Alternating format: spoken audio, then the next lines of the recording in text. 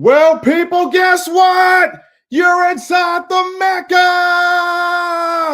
of Alabama football conversation in the morning, Monday morning. I hope you got your Folgers, your pastry, your McGriddle, your sausage biscuit.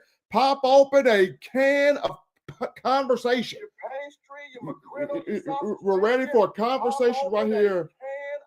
Of conversation right here on the Bama Standard Network. Hottest show right here. We got Bama Visions right here on the Bama Standard Network. Kind of got a bit of an echo back there, trying to see what's going on there. Let's see, we got a little echo going back there. Hold on. Just give you just a moment, people. Let's see. Sorry about that, folks. Just give you just a moment. Hold on. Let's see. Sorry about that, folks.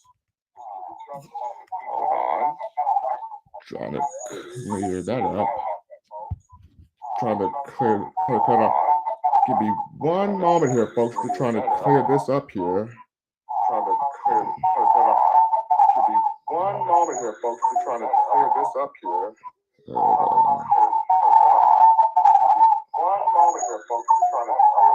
Okay. But yeah, we got a great show here in live for you, everybody. We just got a little echo here that we got to clean up. But yeah, we got a great show here in live for you, everybody. We just got a little echo here that we got to clean up.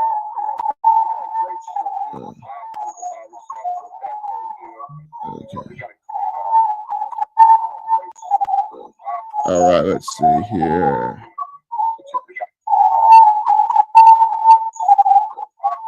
Let's see here. Let's see if that did it here.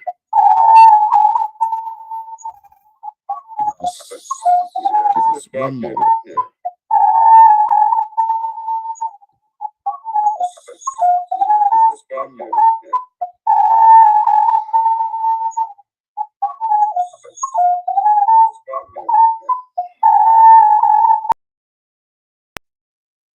All right, Stephen M's going to work on his echo real quick. Sorry about that, folks. Just a little bit of technical difficulties. Please just bear with us for a minute. It's the first show. You got a couple gremlins in the machine, and I know nobody wanted to see this face this early in the morning. So he's got a great show lined up for you as he's kind of making his return back onto the channel. Some good topics for you guys this morning. 5 big questions Kalen DeBoer must answer in 2025. Everybody's been wondering, what this season gonna look like. Last season did not go at all how we wanted. So, Kalen DeBoer, he's got to step it up this year. So that's it. Is making the college football playoffs realistic for Alabama? That'll be his next topic that he's gonna cover. And then finally going to end out with why Bama's leadership council picks were right. Stephen M. Smith always brings the heat on these things. So we'll get him back on there. If you got some comments for us, please drop them in there. We'll get them out there, and any questions we'll answer at the end. We'll get. Are you good to go, Stephen M., or what are we still hearing it? We'll get them out there, and any questions we'll answer at the end. We'll get to go, Stephen M., or what are we still hearing it? I think I'm still slightly hearing it there, Herb. Trying to see what the issue is there. I think I'm still slightly hearing it there, Herb. Trying to see what the issue is there. I think I'm still slightly hearing it there, Herb. Trying to see what the issue is there. I think I'm still slightly hearing it there, Herb. Okay, is that better?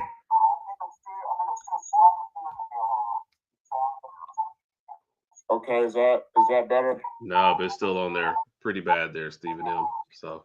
Okay, let me see. Okay, is that better? No, but it's still on there. Pretty bad there, Stephen M. So. Okay. All right. So, like I said, technical difficulties. Y'all just kind of bear with us, and we'll get Stephen M. back in here to try and get that taken care of, so we can get on with the show.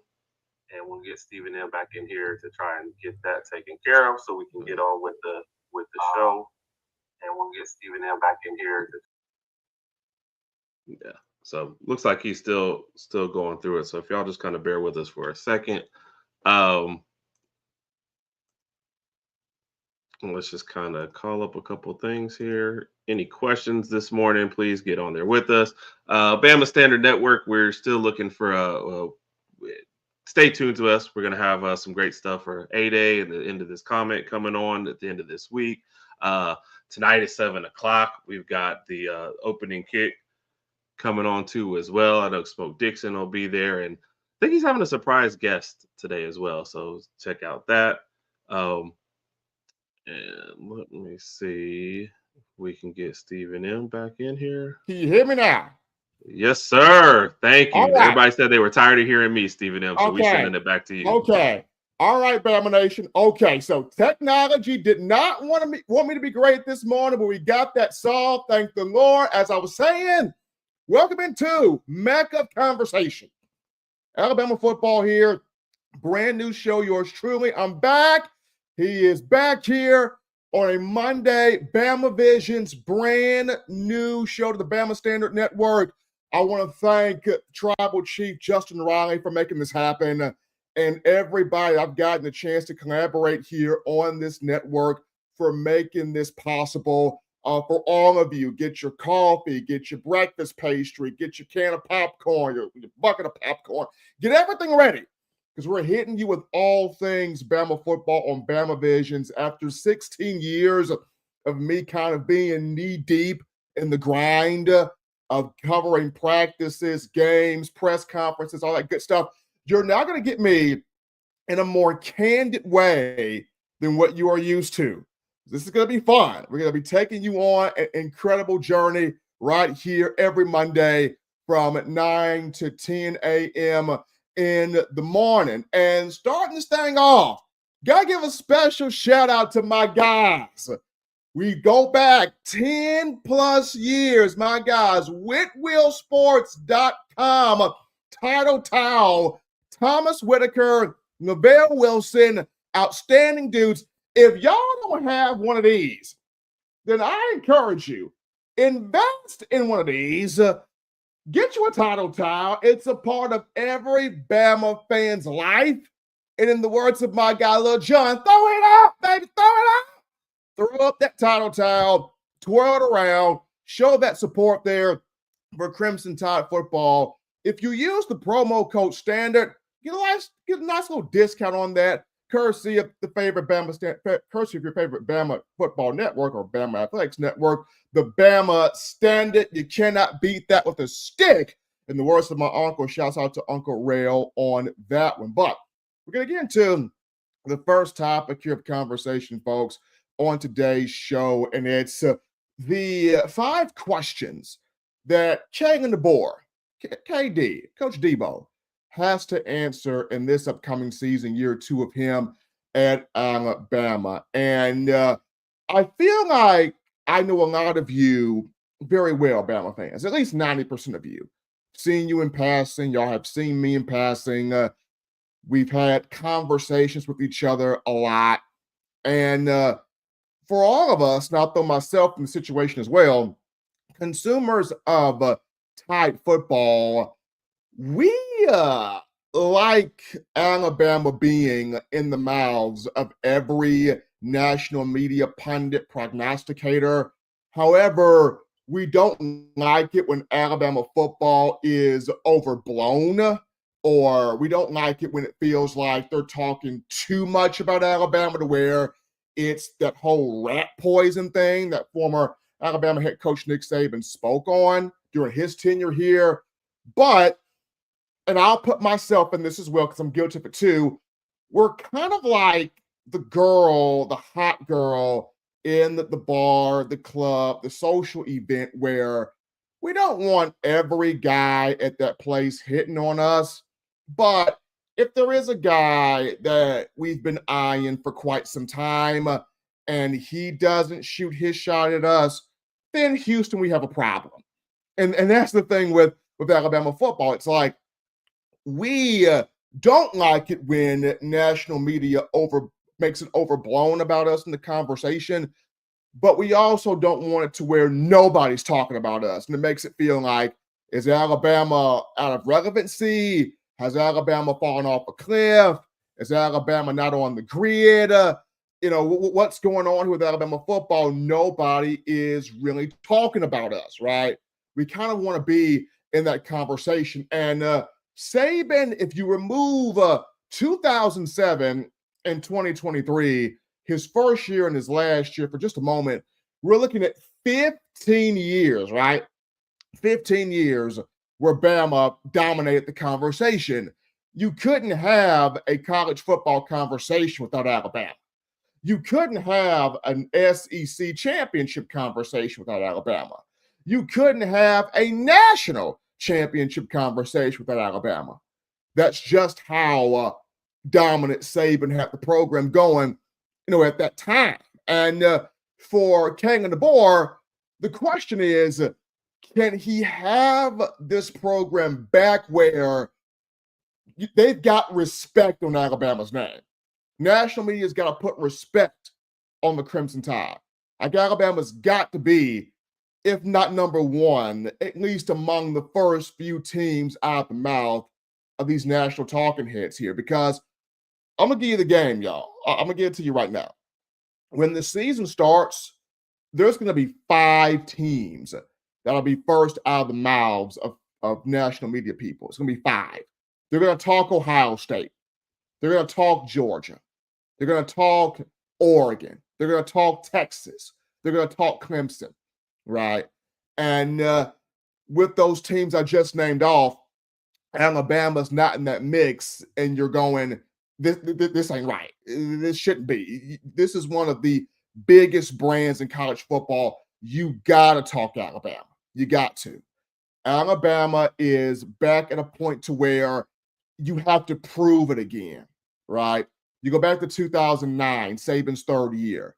You had, it was a while since you had won a national championship. That was 1992 with Gene Stallings. And you had some players that were left over from the Mike Shula era, 13 of them or so. Saban had brought in his first major recruiting class in 2008, with 2009 on the way or already there in the wings. And those guys had to show that the power of college football was not in Gainesville, Florida, where the Gators are concerned, but it resides in Tuscaloosa, Alabama. And those guys did it. Those guys proved it. So this time around, the first question that Kalen DeBoer's got to answer is this program back in the mindset where they're showing every national media prognosticator you cannot sleep on Alabama football. Bama football has got to be in that conversation when you look at the college football playoff, when you look at college football, just in general here. That's number one. Number two, U.S. Bama Nation are asking Coach KD, is the defense for the Crimson Tide back dominant again? And I'm saying dominant in a sense of you turn on the tape and the opposition, they're making life decisions on whether they want to play football. That's dominance I'm talking about. Dominant in a sense of when the quarterback touches that ball, he's thinking, dear Lord, do I really want to get hit by these guys? Or do I want to do something else with my time? Dominant in a sense of when that running back of the opposing team gets that football out the backfield, he's thinking, Jesus, do I really want to run up on these boys right here? Or do I want to go somewhere else with my time? Wide receivers of the opposing team. Do I really want to get lit up by these Alabama DBs coming at me right now? Or should I do something else better with my time? Right? That's the dominance that U.S. Alabama fans are asking. Is the defense back to that standpoint? Because during the Saban run, it was the creatures are everywhere. And it wasn't just one guy. It was, say, for example, Jonathan Allen had to take a breather for a minute. Here comes Daron Payne, and he's just as good, if not better, than Jonathan Allen. Or if Daron Payne has to take a breather for a minute, oh, here comes big old Quinnen Williams out there, who's just as good, if not better, than Daron Payne. And the same thing in terms of the linebacking unit and also the secondary. So is this defense under Kane Womack second year, and this 4-2-5 swarm is this defense dominant again to where it's forcing opposition to make some life decisions from the defensive front to the defensive secondary. And I think within this group here, the coaching staff is able to have its personality show, especially the defensive coaching staff. I'm excited for what Freddie Roach is about for doing this defensive line. Like, we've seen Freddie, the recruiter. Now we're about to see Freddie, the producer, the numbers popper, getting these defensive linemen back into being first-round picks. When you talk about having a Tim Keenan III, having an LT Overton back, having a James Smith and a Jordan Renaud, I think those two are next in line as bullies. Having a Steve Bongo Mbamoa, having a London Simmons, having a Cavante Henry, having an Isaiah Faga, having these guys here up front, having an Edric Hill that's been popping off now in spring ball. So I'm excited about the defensive line, linebacking core, and of course that defensive secondary. Can this defense be an elite, fearsome group? That's the second question that you got there for KD that he's gonna have to answer. Number 3, does Bama got that trigger man at quarterback that can spread the sugar around? When I look at Alabama football, Bama fans, and you guys know it also, you can have the most talented guy in the room, the guy of star power. But the guy of star power has not always transitioned into national championships, right? Bryce Young was special. Heisman Trophy winner. Bryce was special. But you did not win a national championship with Bryce Young as the starting quarterback. Tua Tagovailoa was special. Double T in the morning, the coconut and pineapple swinging Hawaiian, the brother was special. He got a championship off the bench coming in rescue mode in the 2017 season. However, when you look at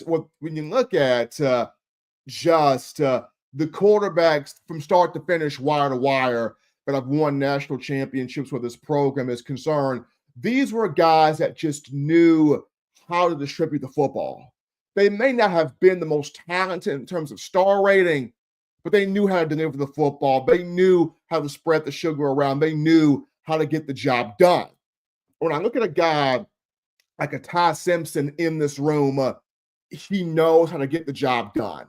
A guy that's been in this program now since 2022, former 5-star himself, a guy that's got not only the passing acumen, but also the athletic ability, if given the situation, putting him out there, on the field.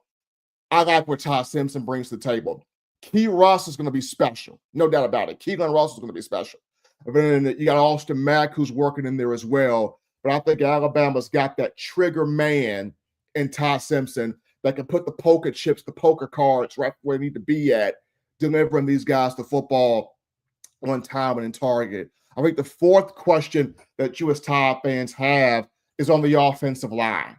Now, does Alabama have the offensive line that can give the quarterback time to make the throws downfield, but also open up the game here for these running backs? The good thing about this offensive line is you got depth. Coach Chris Kaplovic has recruited depth across the board here. Parker Brailsford, he's a legit center. He's not going anywhere. Jaden Roberts, love him at right guard. The one thing you want from him is big man, stay healthy. Left tackle, it's Kadyn Proctor. I know people are saying, but Steven, he's 360 pounds. Can you get him down to 340? Can you get him down to 325? That's wishful thinking, but that's not going to happen. He's 360 pounds. But he can move. He's moving a lot better at 360, okay? Hand strikes better. Footwork at 360 has gotten a whole lot better. Whole lot better. This is a young man that understands, hey, I got to protect my quarterback. I got to make sure nobody is getting to Ty Simpson. So Kadyn Proctor's at that left tackle spot. The two spots that you're looking at here, people, you're looking at left guard and you're looking at right tackle. At right tackle, You got Arkell Anguam, the transfer from Ball State, and you have Wilkin Formby. Those two guys kind of battling it out there for that spot. And then you also have Olase Nanine, who's playing at both guard and tackle, showing that versatility there. Keep your eyes on him. At that left guard perspective, Gino Vandermark, they really like him. Transfer from Michigan State, entering his second year in the Alabama football program. But you also got Cam Dewberry, the transfer from Texas A&M, from the coaching staff likes. You got Rock Montgomery, who was on the Bama Standard show, talking about, hey, we got no room for error right now. Everybody in the weight room, everybody locked in, everybody on their P's and Q's, everybody doing what they're supposed to do and be about that business out here in terms of Alabama football. And then you got, just so many offensive linemen here on the roster that have been recruited. I like what Coach Cap is doing. You just got to put together the best 5 guys. But at the very least, you know who your center is in Brelsford. You know who you got in right guard with Jaden Roberts. You know what you got at left tackle there with Kadyn Proctor. You're figuring out left guard and right tackle. But I think they're going to have that offensive line in place. So that's the 4th thing. And then the 5th thing in terms of questions here that DeBoer's got to answer here is at that kicker position here. Does Bama have that kicker that puts you as a fan in the mindset of Will Reichard, right? Because for years, we had to be sitting here drinking alcohol out of our purses and out of our wallets.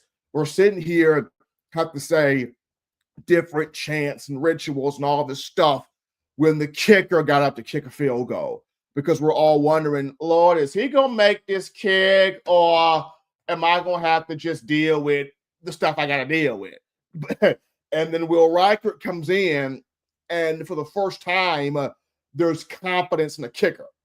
You don't have to sit there and do all the extra stuff, because when 16 took the field, you knew that ball is going through the goalpost every single time. You knew that. And when Reichard got up there, you didn't even have to watch the kick. You went to do something else because you was like, Reichard's up there. I know that kick's going through. Last season, Alabama had Graham Nicholson, and Graham was good. Graham was decent. But when you look at this season, you have Connor Talty, who came in the 2023 class from Chicago, 3-star, but we all know a 3-star kicker equates to a 5-star player at other positions, on the field. Talty has improved his leg strength. He's improved his accuracy. And that's, of course, what I've gotten from people that I know down there well at the facility that I've gotten this sourced out with Talty. He's having a very good camp. The main thing with Connor is once he gets on that field, he's kicking field goals in the actual game, having that confidence to put that through the goalpost every time. So those are the biggest questions that DeBoer has got to answer. Having Bama in that college football playoff conversation, having Bama in that talk of being among the first teams coming out the mouths of national media. Can DeBoer have Bama being that respect on its name there? Number 2, the defense, having that be dominant again to where you're having the opposition making life decisions out there on the field. Number 3, does Bama got that trigger man at that quarterback position? I think it does, with Ty Simpson. Number 4, the offensive line. Does Bama have a group that can protect the quarterback as well as open up the run game? I think it's got that right there. It's developing pieces there. The number 5 there at kicker. But before we transition here to topic number 2 of the conversation, guys, shout out some people here in the chat. We had some technical issues this morning, but you know what? We're going to be great today. We're going to be great. You're rocking and rolling. Bama Vision's new show to the Bama Standard Network. Yours truly, Stephen M. Smith, breaking it down to you right here. I got my maestro producer here off the scenes, my man Herc, the Better Ragsdale, holding it down on the 1s and 2s back there. But we got to shout out my man Jay Walker in the chat. Give us a roll tide. Appreciate you, Jay Walker. And then Jay Walker comes back. Well, let's go. Let's get ready for this knowledge drop. Appreciate you, Jay. Then the guy Snell's World is in here. That's because during Bryce's defense got bullied. Hey, look, Bryce Young, talented quarterback, man, wanted to see him win a national championship as a starting quarterback. Didn't happen. Now, some put the blame there on Bill O'Brien. That's debatable right there if you want to go that route. But appreciate Snell's World. And Ann is in here. Good morning, Stephen. And roll tide to everybody. Appreciate you, Ann. Ann has also dropped in that 4.99. Let's get it, baby. In the super chats. And congratulations on the new podcast. Appreciate you, Ann. Really wanted to do this project right here. So energized to be doing this. I once again appreciate the Bama Standard Network, Bama Standard family, Justin Riley, Tribal Chief, for making this thing possible for you guys right here. Also, folks, if you haven't done so, get you a title towel, man. Throw it out! In the words of Lil John here, get you this title towel. Have this thing going at Bryant-Denny Stadium, Saban Field, for the glorified practice or A-Day or whatever this thing is called. Y'all will be out there. I will be out there. We'll try to be out there. So get you a title towel today. Use that promo code Standard. Get you a little discount right there. Twirl that thing in there like you just don't care. Or be like my man Herb. Have them in every nook and cranny in your house. Gotta shout out my man Raj. The other Rags there, my boy Raj in the chat. Morning, everyone. Roll Tide. Appreciate Raj being a part here of the conversation on a Monday. But we're going to take it back into now topic 2 here, and that's the realistic expectation for Alabama year 2 under Kalen DeBoer, and is making the college football playoff realistic for Alabama. It is realistic, and here's why. If you go back to when it was the 4-team playoff, right? 4-team playoff. You only get 4 teams in. And during that run for Saban from 2014 to 2023, during that 10-year stretch there, the playoff, where it was 4 teams, in 8 of those 10 years where it was harder to get into the playoff, Saban got you in there in 8 of those 10 years. It's crazy to think about that, right? And then 3 of those 8 years, you won a national championship when it was tougher, when it was harder, when it was difficult. You only got 4 teams in the playoff, crying out loud. Now, they've opened it where it's so much parity in college football. They're trying to get everybody and their great-great-great-great-grandmama in the playoff. You got 12 teams in here. Some of them talk about going to 14 teams and 16 teams. Dear God, I hope it don't go to 64 teams like the NCAA tournament, but I digress from that statement. You got 12 teams in the playoff here. And so last year, Bama being arguably biggest brand in college football, it doesn't get into the playoff. And a lot of us were upset. We were bothered. We were hurt by it. And for Kalen DeBoer, first year, you end up going 9-4. You don't make the playoff, and it's tough. It's rough when it didn't happen for you. And for Coach DeBoer, it was going to be difficult for him, right? Because you're replacing the greatest to ever do it. You're replacing one of one. There will never be another Nick Saban. Let's just get that down everybody's brainstem right now. Everybody's cerebellum right now. There will never be another Nick Saban, okay? I don't care. There'll never be another Nick Saban. People look at Kirby Smart. He will not be Nick Saban. People look at Ryan Day. Ryan Day finally did it, y'all. Got a national championship, though it took NIL and everything in the book. Ryan Day will never be Nick Saban. Steve Sarkisian will never be Nick Saban. Lane Kiffin will never be Nick Saban. There will never be another Nick Saban. Let's just get that out there. He's one of one. So when Kalen DeBoer took on this responsibility, not only is he filling in the shoes left behind by the greatest to ever do it, but he's been tasked with keeping players together on the roster.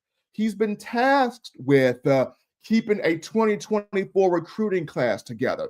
He's been tasked with getting his own coaching staff together. He's been tasked with so much stuff, and at the same time, tasked with the expectation of, you got to win here. That's a lot. And we saw many pictures of Kalen DeBoer in year one. We saw the picture of him first coming off the plane in Tuscaloosa with Courtney Morgan looking like Suge Knight coming off the plane with him. Like, we saw that picture, right? We saw the picture of Kalen DeBoer when he got his first win over Kirby Smart. And everybody was like, oh my gosh, he just punked out Kirby Smart. He just took Kirby Smart's cookies from him, no milk. He just took it from Kirby Smart. Wait, this guy is gonna be the next great. This guy is gonna be the next big one. Kalen DeBoer. We saw that picture, and he was just on cloud nine, right? But then we see the trials and tribulations for Coach DeBoer come in. We saw the loss to Vanderbilt, and we were like, oh, no, you can't lose to the GPA kids of the SEC. I don't care if they went out into the transfer portal and got a quarterback in Diego Pavia. You cannot lose to the GPA kids of this conference. You can't do it. What's wrong with you? You can't do that. Can't do that. And then we saw the loss to Tennessee. And we're like, oh, God, Debo, you can't lose to the checkerboard garbage truck convention, Tennessee. You can't lose to Josh Heupel. I understand that they're good, and then Debo, it was your side of the ball that struggled, the offensive side. Defense played well enough to win. You can't lose to Tennessee. You can't lose to them. You can't do that. And that happened. And then we saw that the trials of Debo, you can't lose to Oklahoma. 6-6 Oklahoma. And you only muster up 3 points? What are we doing? And then we saw the trial of you can't lose to Michigan, Debo. Dr. Bogue, you can't do that. We saw different pictures all season of Kalen DeBoer. We saw it. And I feel like he needed last season. He needed to understand when you go from the Pac-12 or the Pac-2, it's not even a conference anymore. And then you come to the SEC, grown man football, where people love this game probably more so than their own kids half the time. When you come to grown man football has a way of smacking you up a little bit and having you understand you in the big league now. And DeBoer needed to be smacked up a little bit. He needed this. He needed it, man. Sometimes you need this. So DeBoer learned from last season, and he's went into the offseason, this offseason, and he's made the right moves in terms of the coaching staff. He's got in his first recruiting class. He's done what he's needed to do in terms of having success and putting this program in a situation where it can dominate. It can be exciting to watch here, on the field. So I think 10-2 is very much so 10-2 and making the college football playoff is very much so realistic for Alabama, because you got to look at it like this. We're in a day and age now where conference championships don't matter anymore. The conference championship games, it's an extra game on the schedule. It's an extra game on the slate. It's more wear and tear on the bodies of these players. And, right now, we saw last year, you go 10-2, doesn't really matter if you make it to your conference championship game or not. You go 10-2, you're in the college football playoff. So I think it's very much so realistic. And if it doesn't happen this upcoming season, this is a program in Alabama where we skip warm. You go from we give you a mulligan to you on the hot seat. Just bun it up, as that reggae song would say. Bun it up is hot, fast. You go from we'll give you a mulligan, we'll excuse you your first year, to hey, you don't make this playoff year 2, you don't go 10-2 year 2, at least 10-2 year 2, to where in a time where everybody's getting in this playoff, you don't get in here we got a problem with you. We got a problem with you. So I think it's realistic here for Kalen DeBoer to make this playoff this upcoming season here at 10-2. Why? Learned from last year. He has the coaches on this staff to get this thing done.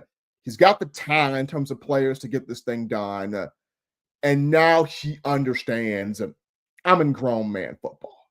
Now he understands. He gets the gist of I know what I'm supposed to do here. I know what I need to do here. I know what I have to do here in order to make this success, to have this success happen. And I think not only does DeBoer know, I think the players know also.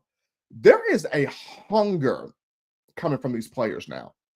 And it's a serious one. And I liken it to the 2009 Alabama team, right? When they had that hunger about wanting to get back to the SEC championship game and beating Florida, and then going to the national championship game and beating Texas. I remember having a conversation a while back with former Alabama wide receiver, now one of the best, if not the best, strength and conditioning coach out there, Mike McCoy, who is running maximum performance training out of Birmingham. McCoy told me, bro, like 09 was just different. It smelled different. It looked different. The grass was cut different. There was just a different vibe, a different energy. We were hungry, bro. We were hungry, big dog. Like, we were tired of not having a championship. We were tired of not having one. We got a taste of the cake last year. It was kind of snatched from us. We weren't about that this time. We want it all. Like, we want the money and the crumbs this time. That's what Mike McCoy said. And McCoy, who, by the way, was a Saban, I say a Shula recruit, McCoy, along with some others, was like, we ain't going out without no championship. And they got it done in 2009, proving that the power that's in college football lies in Tuscaloosa, Alabama.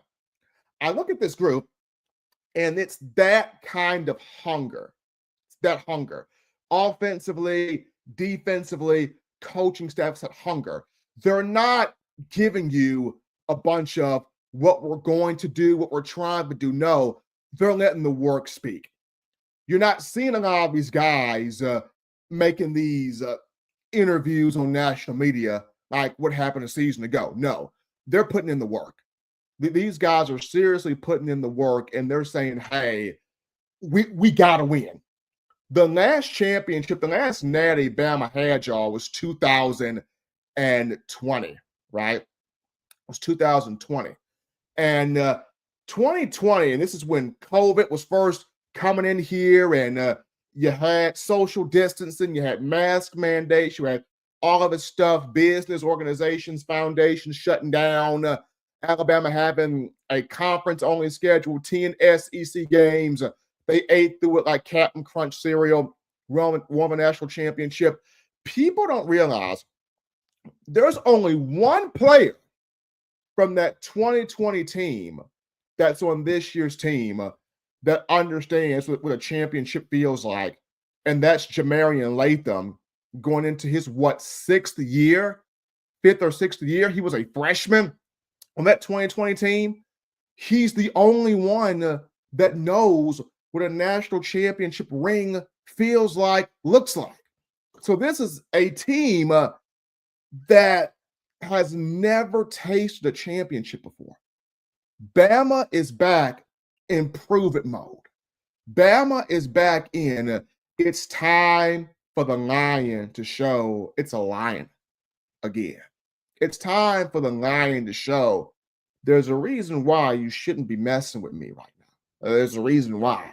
And I'm about to pull up on you and show you why there's a reason you should not be messing with me right now. This is where Alabama's in. It's back in prove-it mode. It's back in prove-it stage. And I think that's why, realistically, making the college football playoff is right there for Alabama. And I think they do it because Kalen DeBoer understands, hey, last year was year one. It didn't end the way I wanted it to. I had a lot of high expectations. However, I understand year one, major college football, year one, grown man league. Year one, I'm not in the Pac-12 anymore. Year one, I can't do the ice cream truck anymore.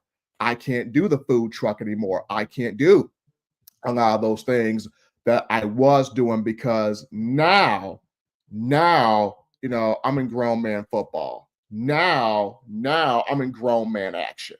And I got to be able to take this Alabama program to an even more level than where I found it at when Coach Saban announced that retirement. I got to add my own sauce to it, absolutely. But now I got to take Alabama football to an even different level right here. But that's just my thoughts there. College football playoff, realistic for Alabama. Absolutely. Yes, it is. We're going to continue here with some thoughts in the chat line. My man, Herb Bear Ragsdale, pull those thoughts up here. We got right here, we got Tolbert St. OG with Morning Bama Nation Road Tide. Appreciate Tolbert St. OG in the chat line. Is my man Herb pulling those chats up there. Tolbert St. OG.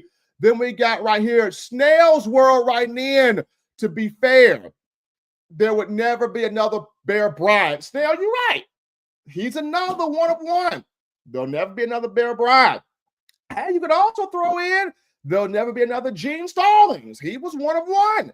Got a national championship in 1992. We got Tim Wiley writing in, hey, Bama Vision, RTR, great show. Tim, appreciate you tuning in to the first ever show of Bama Visions right here on the Bama Standard Network.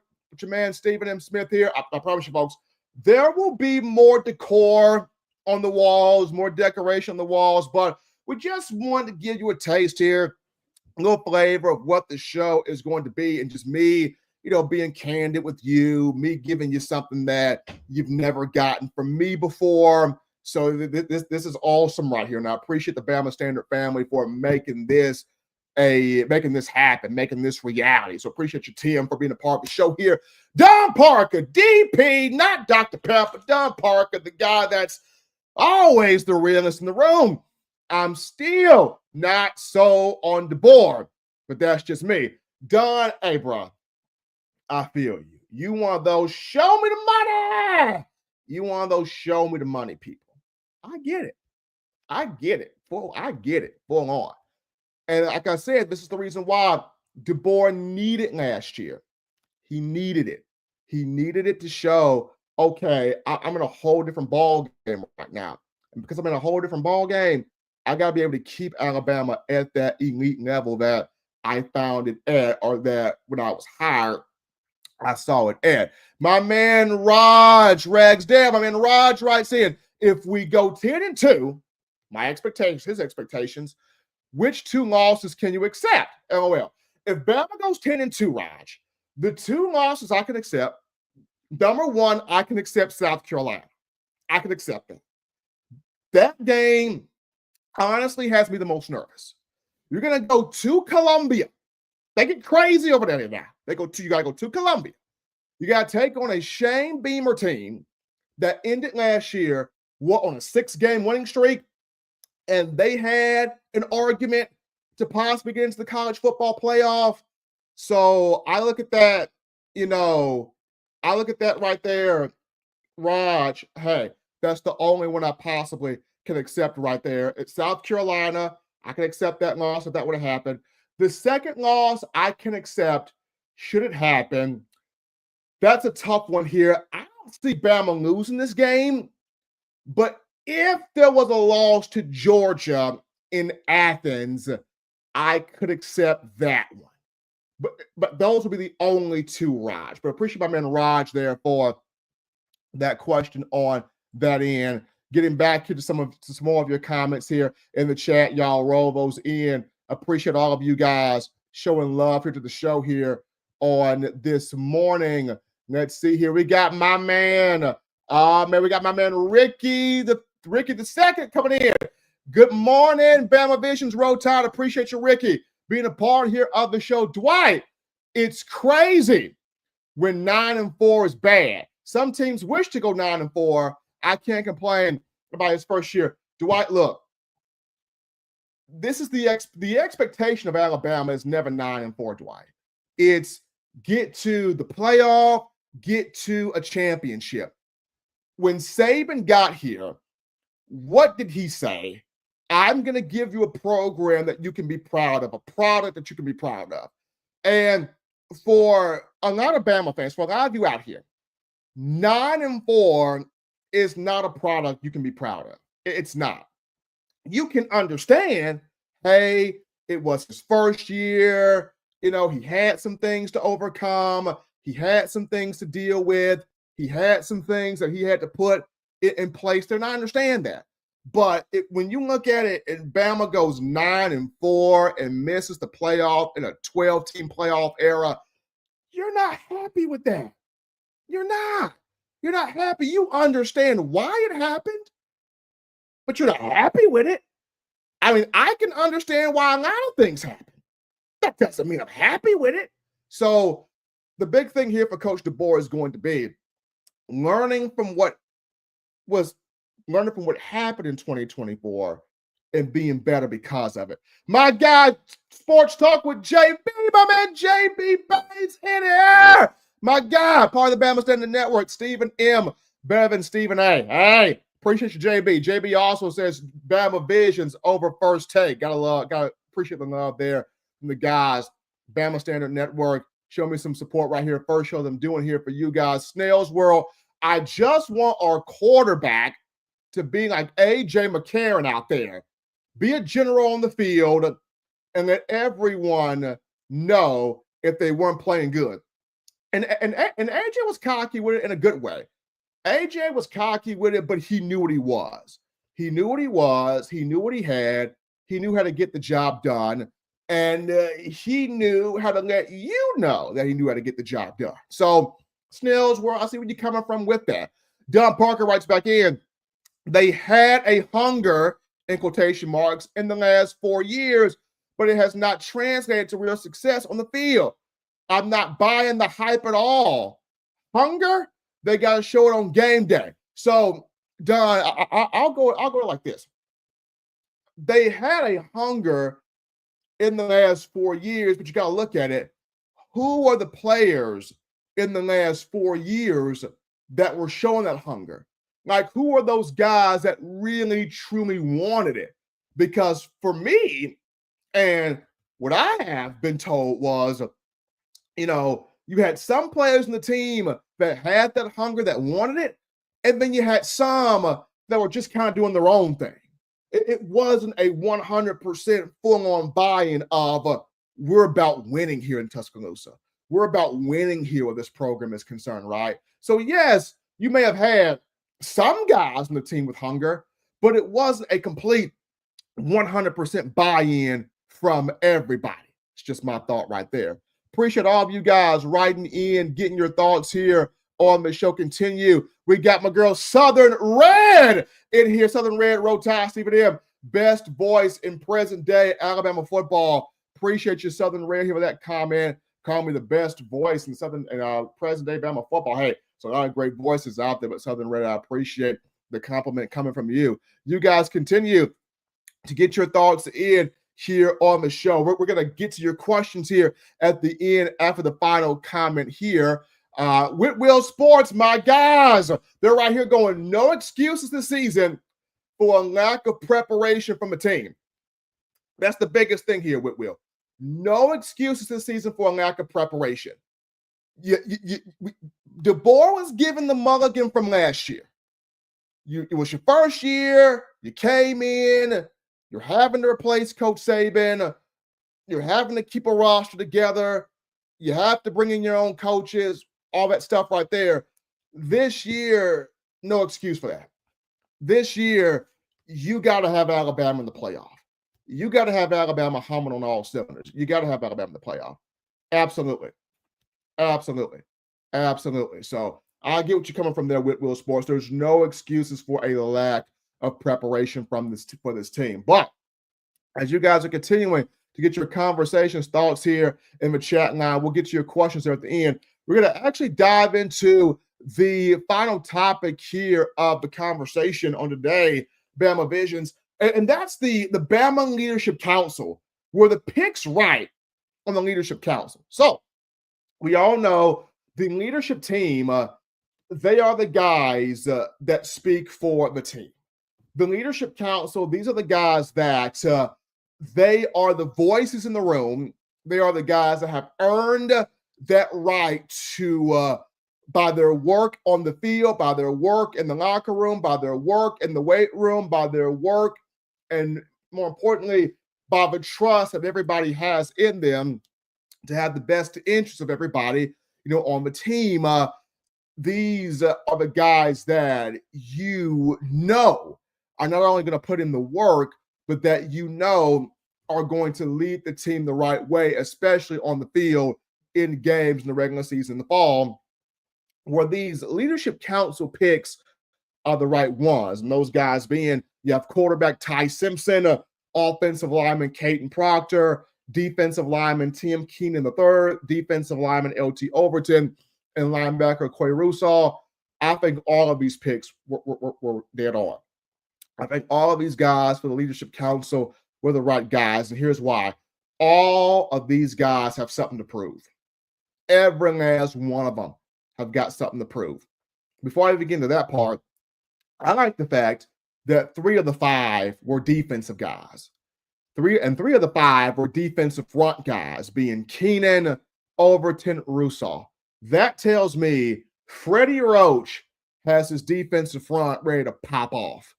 Christian Robinson, as the outside linebackers coach and helping Freddie Roach, is ready to have this defensive front pop off.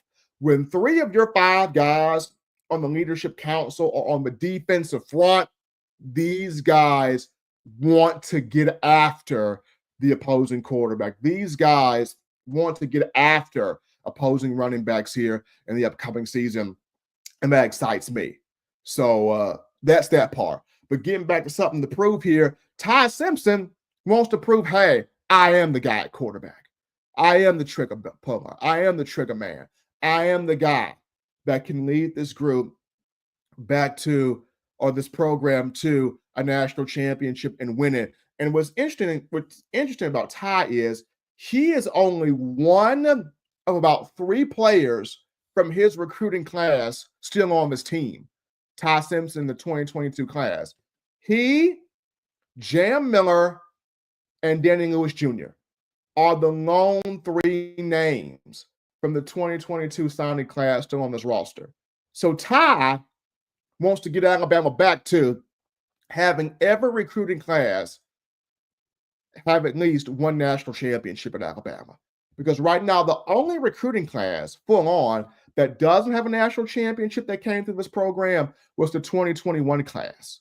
And that had Jalen Milroe in there, J.C. Latham in there, Dallas Turner in there, Kool-Aid McKinstry in there, Terrion Arnold in there, that class.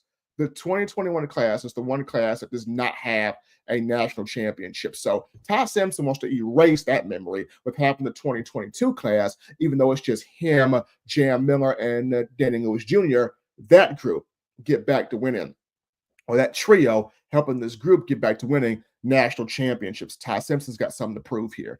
Kadyn Proctor's got something to prove. Proctor has a chance to prove I can move, I can establish my anchor, keep my anchor established, have the proper footwork, and show that I am a lethal left tackle here in college football. That's Kadyn Proctor. He's got a chance to show I am a lethal left tackle here in the college football game. Yes, he had struggles last season. Yes, he's had struggles with his footwork in the past. Yes, people look at his weight as, can he drop down? The weight thing, he's big, he's going to be big. The main thing is having the footwork and the technique in order. That's the big thing for Kadyn Proctor. Having his footwork and technique in order. He's got something to prove, number 2. Tim Keenan's got something to prove, number 3, because this is his chance for him to potentially be a first-round pick in the 2026 NFL draft. He could have went pro after this past year, but he came back. Why? I want to lead this defensive line to a national championship. I want to lead this defensive line to being dominant, to being great, to being a very strong group here. So Tim Keenan, what he wants to prove here is not only getting a chance to be a first-round pick in next year's draft, but leading this team to a championship. LT Overton, what does he have to prove? Finish plays in the backfield. This brother could have had double-digit sacks, double-digit tackles for loss last year. What happened? He did not finish on a lot of those plays. He finishes on those plays this season, book it. Brother's going to be a first-round pick in the 2026 NFL draft. That's what he's got to prove, finishing plays in the backfield. Last but not least, Qua Russaw, what does he have to prove? He's got to prove that he's that next closer. He's that next QB killer. In the words of Marvin Constant, as part of the Bama Standard Network, Bama Standard family. He's got to show that he's the next QB killer. That's Qua Russaw. Bully from Carver High School, out of Montgomery, Alabama. This guy right here has to show he's the next quarterback killer. That's what Qua Russaw's got to prove. And I think Qua is on the verge of doing that in this upcoming season here. He's had a really good spring, but I think the leadership council picks were right. You look at Simpson, Proctor, Keenan, Overton, Russaw. I think the leadership picks there on the council were absolutely right. But Bama Nation, I mean, how do you feel about that? Do you think the picks were right? Do you think the picks were correct? Let me know there in the comment section. But we're going to get to some of your questions here to round this out, the Q&A session. Bama Nation, get your questions in here. Also, like the show, hit that subscribe button, share the show around, get everybody on Bama Visions, but get everybody on the Bama Standard Network here, because we got it brewing, baby. We got it brewing. We got special here for every last one of y'all. But let's get to this Q&A segment right here. So let's cue this up, Ross. Let's cue this up here. And we got Don Parker starting us off. I still don't think he has learned. What is he doing to build dominance on the line of scrimmage on both sides of the ball? He ain't winning without it. So what is he doing, Don, to build dominance? That being Kalen DeBoer. What's he doing there? He's building depth on both sides. He's building a rotation on the defensive line to have those killers out there, to have those bodies out there that can affect the quarterback. And it's not going to be just one guy. It's going to be rows of guys getting after the quarterback here on the defensive front line. So that's what he's doing defensively, creating that dominance there. Offensively, on the offensive line, it's getting natural guards, natural tackles, and building that depth there as well. Getting guys that can be All-American type players is what he's doing on both sides of the football in recruiting. Coach DeBoer has done phenomenal right now in recruiting. Even coming off of a 9-4 season, Bama is still getting top recruits right there. So I think what he's doing is he's creating depth. He's creating competition on both sides of the ball. Aggression is the term that has been thrown out there this entire spring. You've got the offensive coordinator in Ryan Grubb being aggressive offensively, and then you got the defensive coordinator in Kane Womack being aggressive. Both sides of the ball want to be great. Both sides of the ball want to take your head off, right? So that's what he's done. He's built competition. He's built aggression, Don, on both sides here of the football. Appreciate Don for his question right there. Let's roll the next one up there, Herb. Let's see what the next one is. We got my man Raj. Do you think Bama will be busy in the spring portal? Could be. It could happen at tight end. It could happen at quarterback. We could see Bama getting some things done in the spring portal. So tight end, quarterback could be something there. I think those two will be the main two positions that you could see some work. It could be more, but right now, tight end and quarterback kind of the main two for me. If Bama were to be busy there in the portal, those would be about my big two positions right there. But appreciate Raj there for that question. We're going to bring up the next one here. We got next to my guys, Whitwell Sports. Do you see the Womack defense preparing for the Gus Bus offense this spring? I know Malzahn is the OC at Florida State. And I know Malzahn has experience coaching against Alabama. If not in the spring with Will, I think fall camp, early fall camp, we'll see a lot of installment of Womack preparing this defense for the sugar huddle, for all the different things that Gus Malzahn loves to throw out there in terms of trickery, misdirection, throwing the whole kitchen sink at you. If he's not doing it right now in spring ball, I think by fall camp, you will see a lot of just heavy mixture of Womack adding some stuff, throwing some stuff in there. Let's see. Let's throw the next one up here, Herb. Appreciate Whitwell for that question.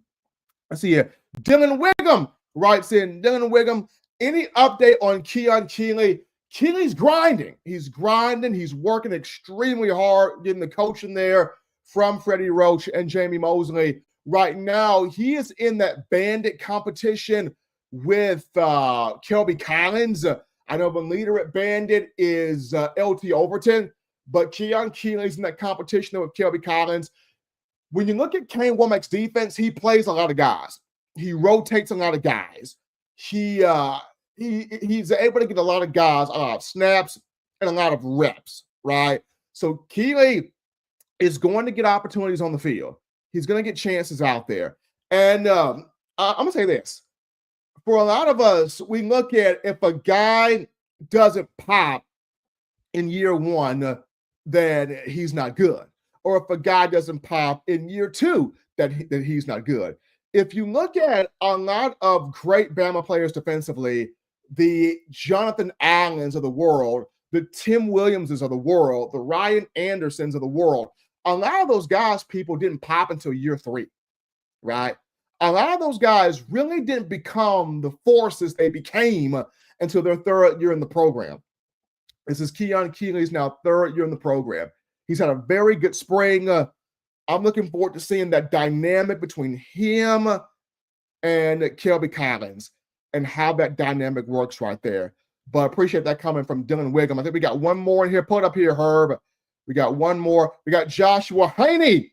What is your projected running back depth chart? And what is your projected cornerback depth chart? Oh, man, this is good.